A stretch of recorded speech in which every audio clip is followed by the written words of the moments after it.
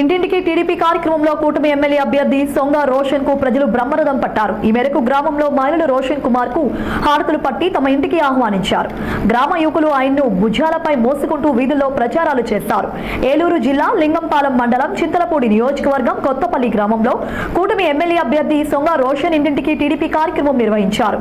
TDP అధినేత చంద్రబాబు నాయుడు ప్రవేశపెట్టిన super 6 పథకాలను రోషన్ ప్రజల్లోకి తీసుకువెళ్లి వాటిని వివరిస్తూ ప్రచారం నిర్వహించారు.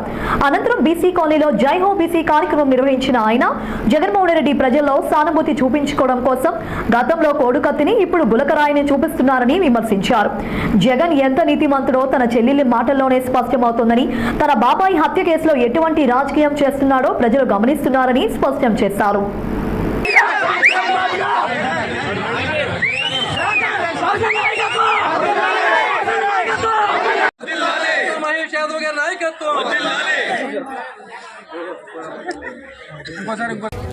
పోయినసారి ఎలక్షన్ లో కోడుకత్తి అని చెప్పి సానుభూతి తెచ్చుకొని మరి గద్దెరెక్కారు. మళ్ళీ ఈ రోజున గులకరాయి దాడని చెప్పి మళ్ళీ సానుభూతి తెచ్చుకుంటున్నారు.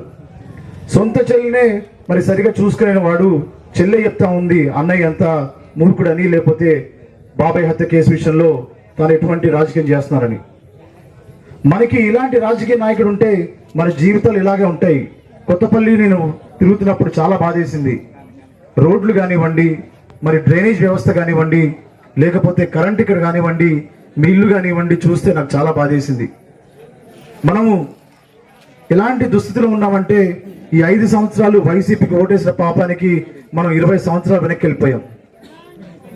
మీరు ఆ రోజున తీసుకునే, ఒకవేళ మీకు వైసీపీ ప్రభుత్వం మీకు ఓటుకి నోటు ఇచ్చిందనుకోండి, అవి తీసుకుంటారు లేదా మీ ఇష్టం. వాళ్ళు ఇచ్చే 500,000 రూపాయలు మీకు ఆ రోజుతో అయిపోతాయి. కానీ అభివృద్ధి అనేది ఎప్పటికుంటుంది, అది మన జీవితాలనే మార్చేస్తుంది.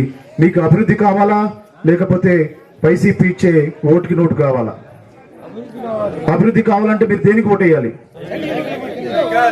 మరి నేను ఎమ్మెల్యే కావాలంటే మీరు దేనికి ఓటేయాలి? నాకెందుకు ఓటేయాలి? మీరందరూ కూడా గుర్తుంచుకోండి. మరి ఈ రోజున ఇక్కడ బీసీల గురించి మనం మాట్లాడుతున్నాం కాబట్టి బీసీలకు 50 సంవత్సరాలకే 4,000 రూపాయలు పెన్షన్ ఇస్తామని బీసీ డిక్లరేషన్ మేనిఫెస్టోలో పెట్టడం జరిగింది. మరి బీసీలకు భవనాలు, బీసీలకు రోడ్లు, బీసీలకు కమ్యూనిటీ హాల్లు 1 ఏడాదిలో పూర్తి చేస్తామని తెలుగుదేశం, జనసేన, బీజేపీ ఉమ్మడి బీసీ డిక్లరేషన్ మేనిఫెస్టో పెట్టడం జరిగింది. మనం ఏ స్థలంలో అయితే